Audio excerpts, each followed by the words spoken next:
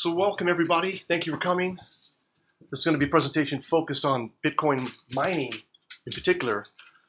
Not to say that we wouldn't discuss other parts of Bitcoin, the ecosystem, whatnot. So just quick, the agenda. We're going to talk about a few things here. Let me just plug in my remote.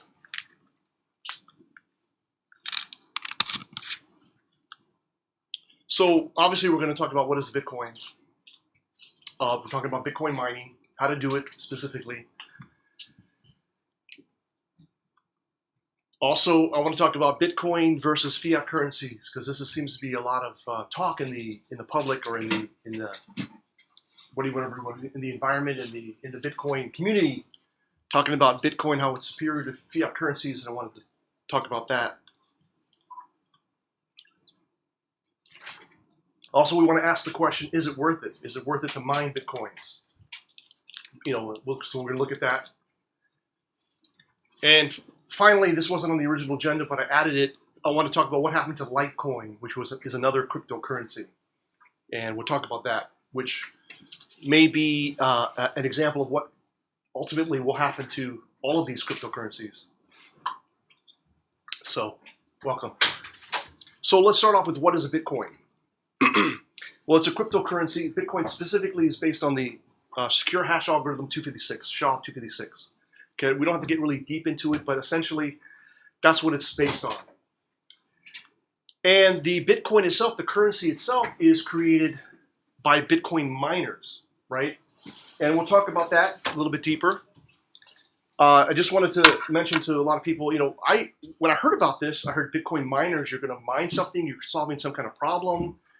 And so I thought you're actually solving some kind of novel problem, right? And that's how you get the Bitcoins. But it's a little bit different than that, and we're going to get into that. The cool thing about Bitcoin that people like to talk about is there's no third party involved in transactions, right? It's just peer-to-peer transaction, peer-to-peer money transactions or Bitcoin transactions. And that's true. Essentially, that's true.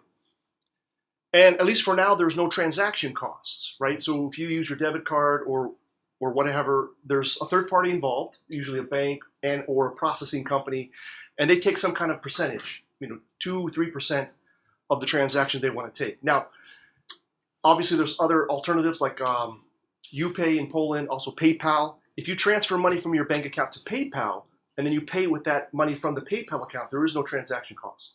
So it's only when you go to your bank account directly or your credit card directly, then they will charge you a transaction fee. So there's kind of, it's not limited to Bitcoin being transaction free. There's other ways to get around that. Of course, if you pay somebody cash directly, there's no transaction fees, right? But maybe there's other costs involved.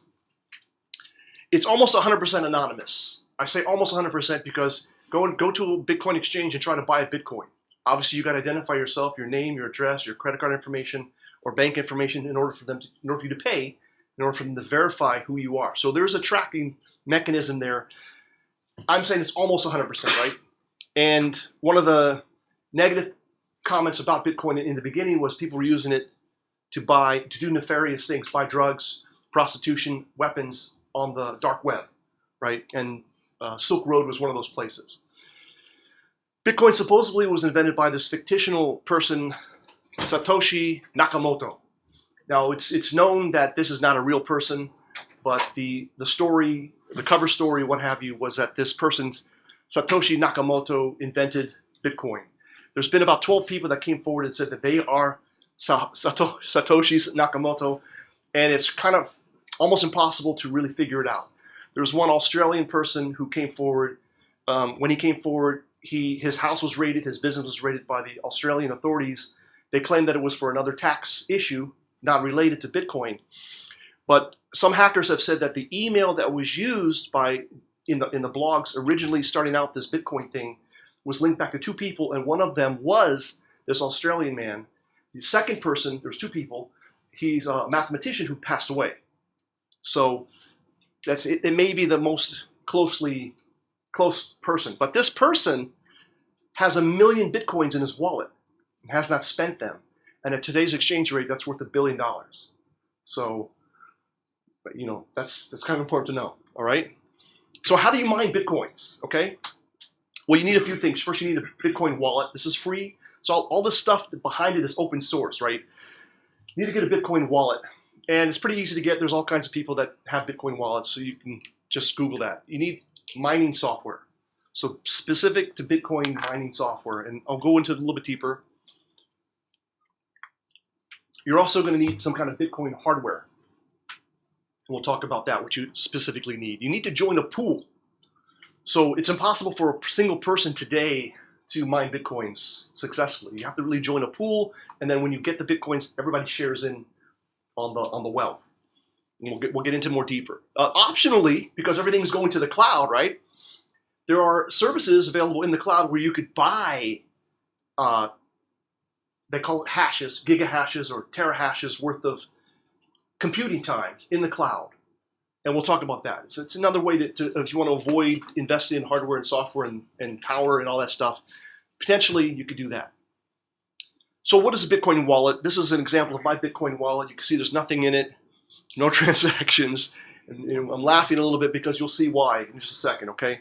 Why that is. But it's where you store your Bitcoins, whether you receive them and exchange them, and where you send in, you make the transactions, right? In your wallet, you can send anybody who has a Bitcoin wallet, Bitcoin address, money, or fractional parts of the Bitcoin. Now, miner software, it's all open source. So you can install it on virtually any platform, Linux, PC, Macintosh, whatever you have. This is a picture of Asteroid, which is a GUI interface for CG Miner, which is, again, it's open source, sort of CLI-based mining software. And you can see on this 2015 Mac Pro, I can get around 46 mega hashes per second. It's running off of the GPU, this Intel 6100 graphics chip. That's what's providing the calculations, the CPU power, the GPU power, in fact. Let's talk about hardware that you would need. So we mentioned GPU. CPUs are worthless for mining Bitcoins. It's not going to do it. It's not going to happen. ASICs can do it. So dedicated hardware that's specifically programmed to mine Bitcoins. Here's a picture of a Antminer U2. It's a USB, plugs into your computer, and if you run the right software, this particular model can do about 2.2 maximum, 2.2 gigahashes per second. Cost about $60, like if you can find it. I've seen them on eBay, auctions ending around 45 used. So we'll see. Remember, we're going to ask the question, is it worth it? Let's keep that in mind. Here is a Antminer, I think it's called the S9. This is the fastest, currently the fastest Bitcoin miner on the market today. Okay, and here's some prices. So in the middle there you see the S9, the Antminer S9. It does around 13.5 terahashes per second, and it costs around $2,200, $2,300. That's before shipping. That's before running the power, whatever. That's just for the hardware. So the other alternative, of course, if you don't want to go into all that stuff, there is Bitcoin mining on the cloud. Now, this is just, it happens to be one miner. I'm not endorsing them, I'm not promoting them, just as an example. They offer this package, about $2,000, for the price of 2 Bitcoins. Just keep that in the back of your mind. They say they guarantee 15,000 gigahashes per second, or about 15 terahashes per second, right? They're going to provide this as a service to you, and you pay this one-time fee, $19.50. There are some maintenance fees, as you see there. There are maintenance fees, and this is a lifetime contract. But if you read the fine print, the contract does say that when mining Bitcoins no longer is profitable, they're going to shut it off. So keep that in mind. When is that going to happen? Well, you could kind of figure it out by using these Bitcoin calculators. And I have resources, some links to all this stuff at the end of the presentation that I can distribute out to you guys to look at and look it up if you want. But this particular Bitcoin miner, using that as an example, 15 terahashes per second at the current exchange rate around $1,000, $997 per Bitcoin. At the current difficulty, we're looking at, you would probably earn about $291 per month. But at the time of this calculation, it said in 2 days, so this already passed. The new difficulty, based on the new difficulty for mining Bitcoins, you're actually going to get less money in the next month, $222 per month. So we can already see that there's a declining payout. So where originally you might have calculated it'll take me 8 months to break even, it's going to actually be longer than 8 months, and you may never break even. Maybe, I don't know. You can run that analysis on your own if you want. So I mean, I'm asking the question: will you ever make money today? You know, maybe in the beginning you obviously would have made money when it was like, I don't know, 8 Bitcoins were 10 cents, something like that. So let's go through a little process of how we mine Bitcoins. Remember, I thought it was you're actually doing some kind of novel work, you know, right? You're doing something valuable. I mean, something unique, something, I don't know, that improves the scientific community, improves the world, saves humanity, right? But what you're doing is you're basically, when you make a transaction, buying or selling, you're making a transaction, sending Bitcoins from one person to another. It's called a transaction. And when you do that transaction, you send it out to the entire network. And everybody can have a ledger, right, which records all the transactions. Now, what the miners do is they package up these transactions into a block. They take the hash from the previous block and they add it to the top of that new block. Then they start hashing, using this SHA-256 hash algorithm, start hashing all the transactions. And they're trying to solve this problem. They call it a proof of the work problem, where they come up with a new hash which is below a certain threshold. When they can come up with that hash, they're able to add that block to the blockchain, right? So now you have this chain of blocks of transactions, and other people in the network are going to validate that, right? So there is that security aspect of it where it's open, it's public, everybody can see the transactions, and the group of miners is actually validating these transactions. So it helps to prevent double spending, right? It makes it almost impossible to double spend because it'll get caught in these blocks as they're being hashed, and it'll be rejected from the block. And when you do that, that block is added to the blockchain, propagated to the network, and you get, at the moment, 12.5 Bitcoins. That's how you get Bitcoins. So what did you actually do? You're like an accountant, basically. You're just an accountant, sort of like, right? You're accounting for the transactions and then adding them to a ledger.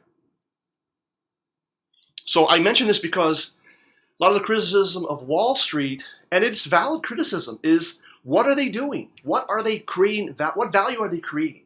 They'll take a mortgage, bundle the mortgages together, call it a collateralized debt obligation or CDO, sell that, then sell derivatives off of that. What did they actually create? Just nothing. It's just paper. It's just paper money, and there's more paper out there than there is value to back it up, right? So this is a criticism of what Wall Street has been doing in the cause of the financial collapse in 2008, 2009. So is this really any different? I mean, I'm just throwing that out there as a question. I'm not saying I'm for it. I'm not saying against it.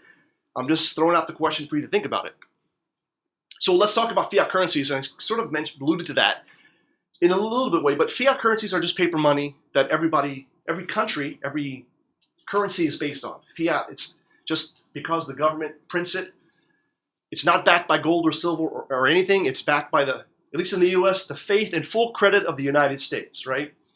That's what is backing the currency, right? So what other things are not backed by silver or gold or anything, but are backed by the faith of a specific crypto algorithm and the miners? That would be Bitcoin. So I would say there's not that much difference between these two. I mean, maybe that's why they call it a virtual currency, right? So it's something to think about. The only difference is Bitcoins are limited to 22 million, and roughly a little over half have already been mined. So there's not much left in terms of what you can mine for Bitcoins. Fiat currencies, there is no cap, theoretically. Obviously, if you print too much money, you can run into hyperinflation, which, the Weimar Republic is the poster child of that.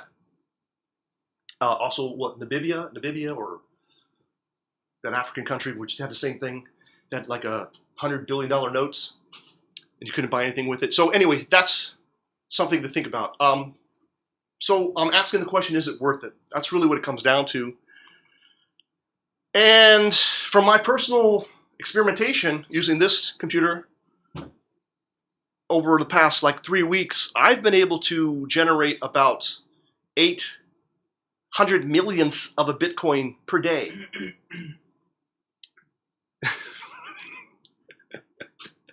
Okay, so I've totally, at least at this time of this posting, have 25 times 10 to the minus 7 Bitcoins, right? Virtually no value. And what's most important is if you look to the lower right, the payout period for me from this wallet is when I have 1/100th of a Bitcoin. So 0.01 Bitcoins, the money will actually be transferred into my wallet. Until then, it's just out there. And the calculation is that at the current rate, in 302 years and 9 months, I will have 1/100th, so 1 penny of a Bitcoin, which today's exchange rate is worth 10 bucks. It's 10 bucks. So is it worth it? When this computer is idle, it's doing about 17 watts of power generating, using. When it's full tilt running Bitcoin, it's up to 44 watts. So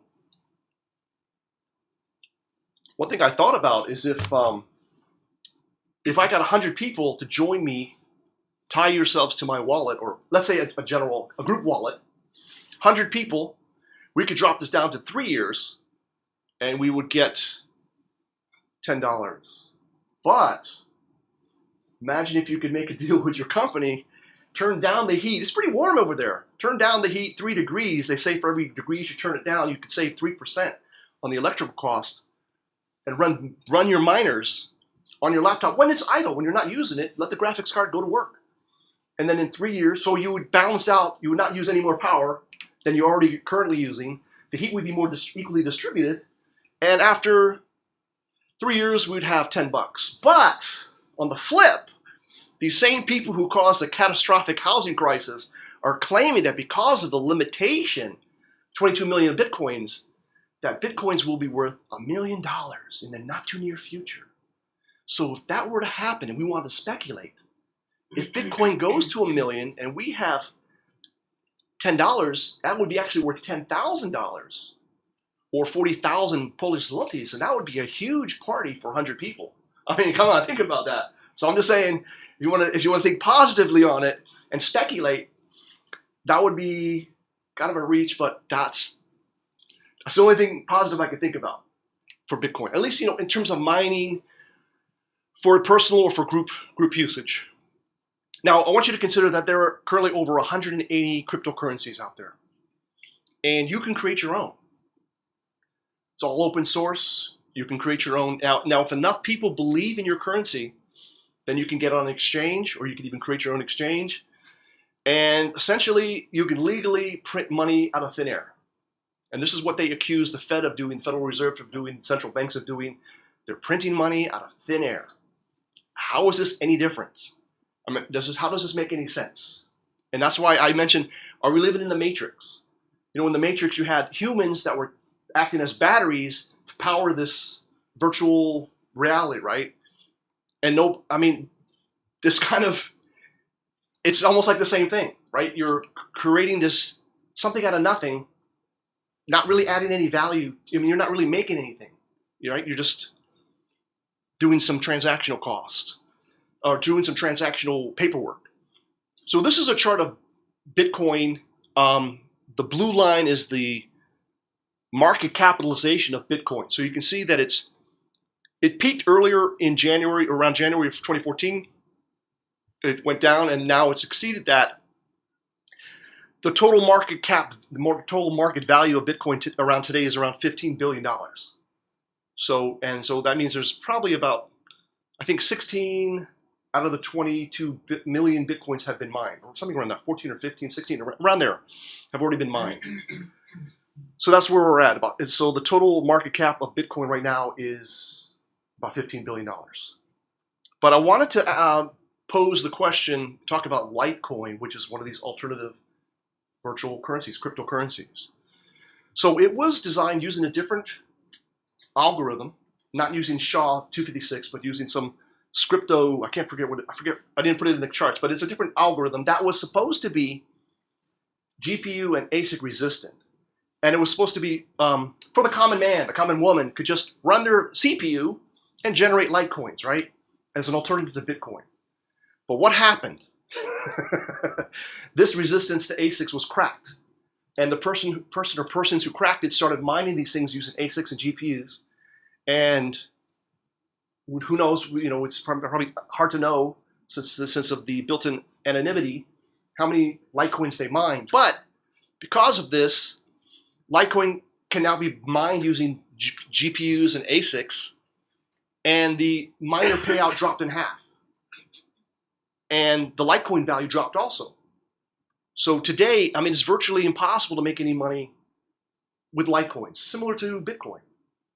And it's even worse because, let's take a look at the Litecoin chart. Also around January 2014, the market cap of Litecoin was about $1 billion. And today it's $100 million. So it's lost 90% of its value, this Litecoin thing. So that's just something to think about. Any questions?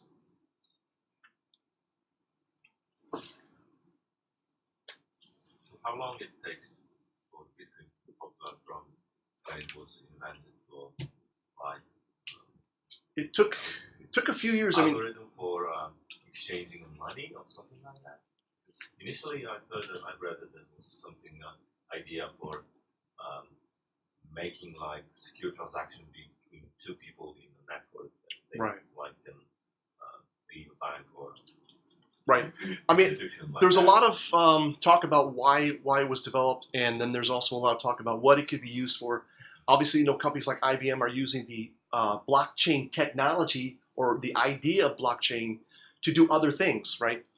And that's one thing that is postulated is that you can use blockchain to keep track of transactions, right? Everybody involved will see the transactions and can validate the transactions and verify them. But again, of course, that's going to be a different system. It wouldn't be Bitcoin.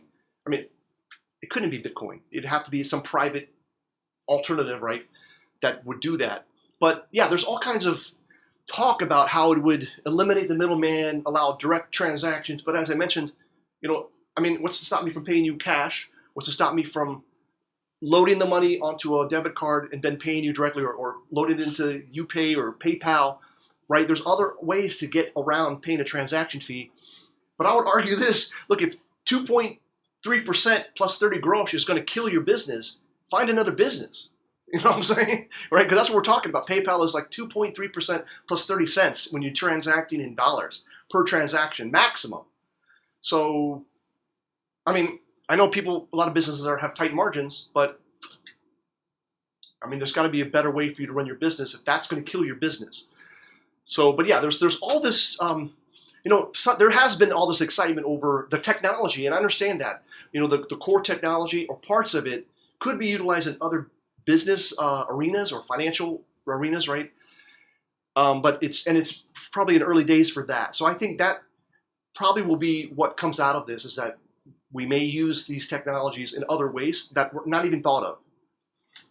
But in terms of Bitcoin itself, the virtual currency itself, unless you're doing something nefarious and you want to try to eliminate your footprints, I don't see the value in it, right? If I'm going to buy something, I'm gonna buy it, right? Whether I use a debit card, cash, or bank transaction.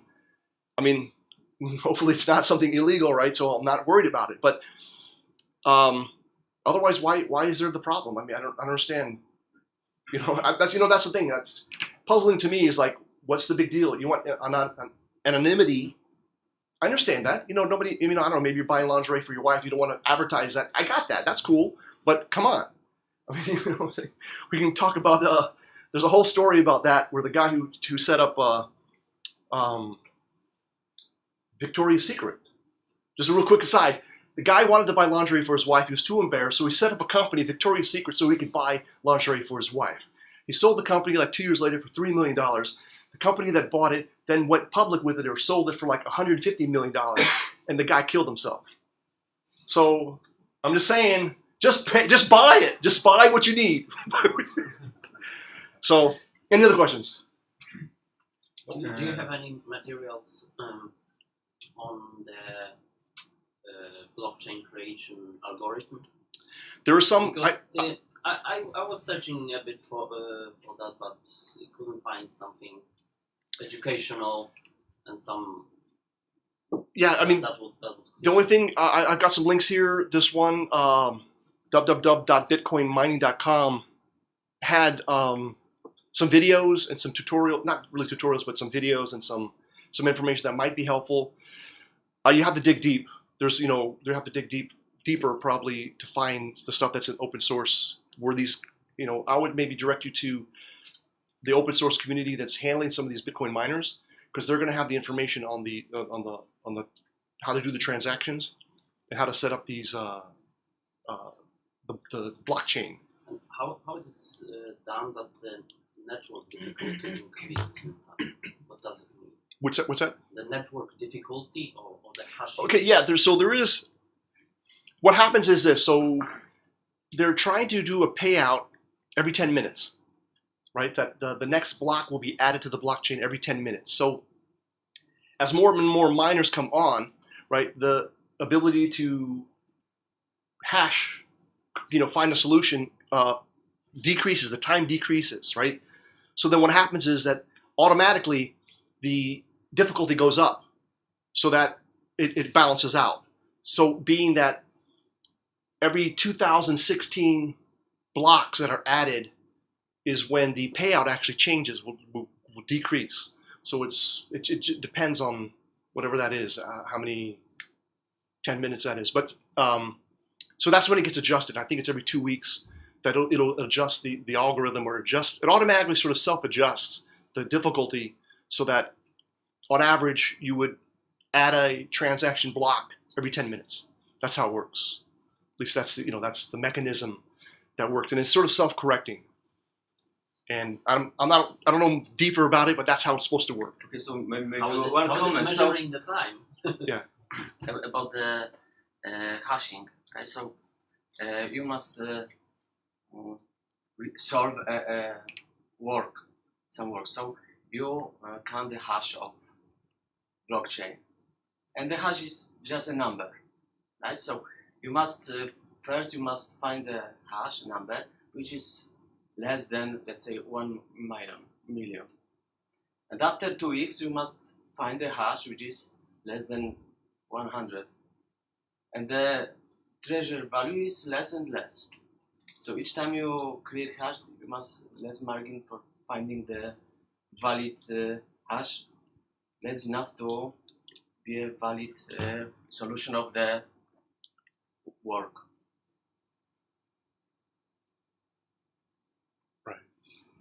If you're looking for more information about the hashing and blockchain algorithmics, I think it's the simplest, on top of looking at some open fork communities, reach out to our IBM with blockchain. I just wanted to ask, what are the directions for research of blockchain technology within IBM? That's good. That's a good question. I don't know. I know there's been some information out there.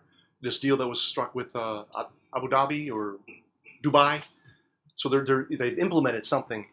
So as I was saying, look within IBM. I'm sure you can find a team. Yes, you probably know the right person to ask the question. Ask Sharon. She's a blockchain director, so she can point you to any STSM, some other groups working on the solutions using the blockchain technology. Okay, and there is a IBM product blockchain, right? It's a technology used for addressing different And transactions. sold by IBM to others, as far as I know. Other IBM. As a solution, not as a technology, as a blockchain itself, but as a blockchain used for different types of transactions. And I wonder if you know if there is if there are miners for IBM blockchain technology, or there is another way to That I don't know. confirm That I don't know. transactions. Sounds pretty interesting. Yeah, that I don't know. I would assume that anybody who's involved in the transactions at their endpoint would be keeping a copy of the ledger and probably would do some kind of mining to maintain that ledger, if they're following sort of the blockchain protocol or whatever. So, but I don't know how it's implemented. How big is cash nowadays? Which The cash of the The ledger. Oh, I don't know. That I don't know. The pool that I'm involved in. Oh, I can show you that. But you should have it in your This is the pool that I've joined. It's called Slush Pool, and you can see there. So before I had 25, whatever billions of a Bitcoin. Now I got 65, and 11 Bitcoin, 11 whatever. I don't even know if that's a Satoshi. Has not been credited to my account yet. But again, there will not be any kind of payout until I reach, like 1/100th of a Bitcoin. So, and that's 367 years and 8 months, according to this latest calculation. So that's just one person mining some stuff. So, but I don't know how big the ledger is. I don't even know if I'm keeping it. If I have a ledger, probably it's not here. It's probably with the mining pool, because whenever I do run my miner, it's only participating in the pool. So whatever 54, whatever 45 mega hashes that I can participate in, that's what I participate in. So, but that's a good question. I'm sure it's getting pretty big. But that's the only way to participate at the moment, is to join a pool. This pool right here, as you can see, is 159.9 pentahashes per second combined processing power. So, it's 5, whatever, orders of magnitude above where I'm at now. You know what I'm saying? It's just crazy amounts of and there's 17,267 active workers in this pool. So it's just a massive undertaking to do this nowadays. Whereas, if I would have gotten early, who knows, maybe I have a couple hundred Bitcoins in my wallet. But I just wasn't interested. I knew it was a scam. It's my personal opinion. Making money out of nothing, out of thin air. Although it's a good scam to get involved in. It's 100% legal at the moment. Yeah, but You know what I'm saying? Yeah. Right, but again, it's a business. It's a business transaction, or it's a business. When I heard of the in China, it was in China, and they Right. the value for Bitcoin was like a cryptocurrency that you can gain over the last year. Right. Like gold or other things like that. For me, I mean, look, here's my opinion. If you wanted to bet on Bitcoin, I think the safest way is just to buy Bitcoin. Just buy a Bitcoin. It's $997. Just put it in your wallet and just wait.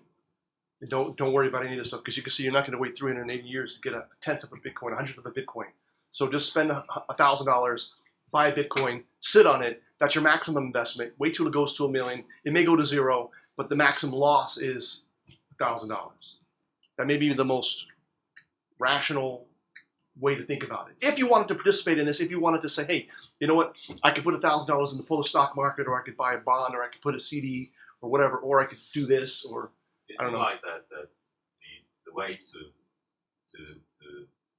Main Question. Exactly. But if all Bitcoins would be mined 22 Yeah. months, then what? So here's a good question. Wouldn't be I'm glad you brought that possible. up. I meant to mention that. So there's, as I mentioned, there's 22 million Bitcoins maximum, right? So what happens after all the coins are mined? So then what has to happen is, if you want your transaction to be calculated and added to the next block, you got to offer up a fee. So it might be a Sohishi, whatever. That is the smallest fraction of a Bitcoin, which is 1/100 millionth of a Bitcoin. And it may go up, right? So then the whole concept of its no transaction fees is going to go away. Although it's going to be a very small amount at first, it may go up. Right? Then next thing you know, you're paying 3% to do a transact in Bitcoin. So that's what's going to happen is, when you make a transaction, as part of the transaction, you're going to have to say, hey, by the way, if you handle my transaction, I'll give you an additional 3 Sahotis, or can't pronounce the guy's name, whatever. But I read on articles that the complexity at the end will be so complex, that no one will mind the lasting 10% of Bitcoin, because it will be too complicated to. Right. It's So possible. probably it will asymptotically go to this limit, but will not reach it. Right. But still, it won't be complete. Yeah? Because power will be most. The question is not about this complexity. The question is about the Murphy laws Right. how the machines will grow up. Because maybe at the 5 years it will be not profitable, but after 7 it will be profitable. Right. Well, what happens between 5 and 7? Does Bitcoin crash? Right. You know, that's the thing. Many people would know that. Yeah. Would wanna know. like to know. Yeah. Exactly. But I'd like to get into quantum computers come into play. Right. Yeah. So there's a lot of question marks around what happens next. But I'm just saying, as of right now, today, 15th of February, 2017, that's what you got. That's not pro, that's not con. It's just what it is. So what I'm just trying to present to you. So, any other questions? Because in addition, in my opinion, the Bitcoin is not only for mining, but after it will be not able to mine the Bitcoins, it will be still people who will try to hide the money transfer, etc., etc. I think that much more people using the currency than mining. Right. So But remember, in order to process your transaction, there has to be miners. That's what mining is. It's actually just paperwork processing the transaction. So, yeah, I so agree. maybe there will be some good networks, etc., just to Right. keep it running. Yeah, I mean, and there may be less transactions, or maybe maybe people will sell their bitcoins to like a central repository. So then, who knows? Who knows what's going to happen, right? No, it must be distributed because there might be many centers of mining. Because in other case you can to hack this. Right. Cannot There's be too much processed. processing power in the pool. Yeah. But it will be interesting. I hope that there will not be any financial crisis because of the bitcoins. But who knows? Let's, I think there's enough brain power in this room to create our own currency, and then, and if all of us agree to participate in it, I don't know if it's possible to buy anything with Bitcoin. with Bitcoin, Yes, in California you get the bars, restaurants, you can pay with. there's plenty of websites also you can buy in Bitcoin. You can actually. I'll take some Bitcoins. You know what I'm saying? For some time, I remember that the Polish airlines accepted bitcoins. All right. Well, thank you everybody for coming. Really appreciate it. Hope it's been thought provoking. Okay.